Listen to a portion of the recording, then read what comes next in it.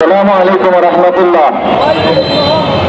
সম্মানিত হাজিরিন, অনেক উলামায়ে কেরাম এখানে আছেন। সকল মসজিদ থেকে আমরা মিছিল সহকারে ইমাম সাহেব, খতিব সাহেবগণ এসেছেন। সকলকে সংক্ষিপ্ত সময়ের কারণে সময় দিতে পারি না। আমাদের ডানে বামে অনেক ইমাম সাহেবরা আছেন। আমরা সকলের পক্ষ থেকে ওনাদের কাছে দুঃখ প্রকাশ করছি। কথা সকলেই বলেছেন, শেষ দিকে আমরা চলে আসছি। প্রথম কথা হলো আমাদের রামগিরি একজন হিন্দু পরিচিত, তিনি মুহাম্মদ সাল্লাল্লাহু আলাইহি ওয়াসাল্লামকে শীর্ষ সন্ত্রাসী বলে গালি দিয়েছেন। নাউযুবিল্লাহ বলেন। দুই নম্বর কথা হলো, সে দেশের একজন বিজেপি সাংসদ সদস্য নীতিশ নামে সেটাকে সমর্থন করেছে এবং মুসলমানদেরকে জবের করার হুমকি দিয়েছে। নাউযুবিল্লাহ বলেন। আমরা একটা কথা বলতে চাই, রামগিরি আজ নতুন কেউ নবীকে গালি দিচ্ছে, সন্ত্রাসী বলছে এমন নয়। যুগে যুগে আমার নবীর বিরুদ্ধে গালিগালাজ করেছে। যখনই গালিগালাজ করেছে মুসলমানরা খুবই ফেটে পড়েছে। স্বয়ং আল্লাহ পাক তার প্রতিবাদে তার ভাঙ্গা জবাব দিয়েছে।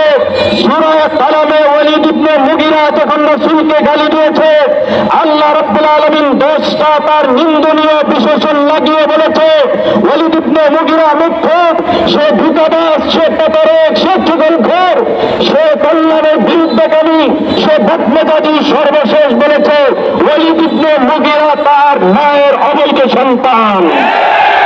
এই কথা দ্বারা প্রতীয়মান হয়, শুধু রামগিরি নয়, বর্তমান থেকে ভবিষ্যৎ পর্যন্ত কেউ যদি আমার নবীকে গালিগালাজ করে, কটূক্তি করে, আমরা প্রকাশ্যে ঘোষণা দিব সে তার মা বাবার অবৈধ সন্তান।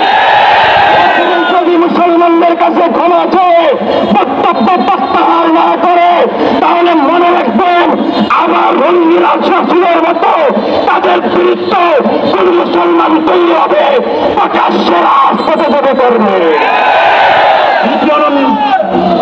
দ্বিতীয় নম্বর কথা হলো, নীতিশ সাহেব, আপনি একজন সংসদ সদস্য, মানুষের ভোটে নির্বাচিত প্রতিনিধি।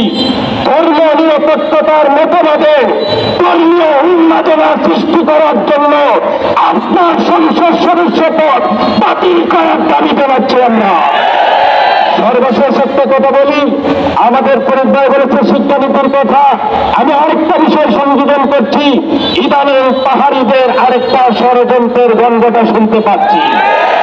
সুপ্রিয় ভাইরা, এখন তারা বলছে তারা বাঙালি না, বাংলাদেশি না, তারা আলাদা একটা রাষ্ট্র।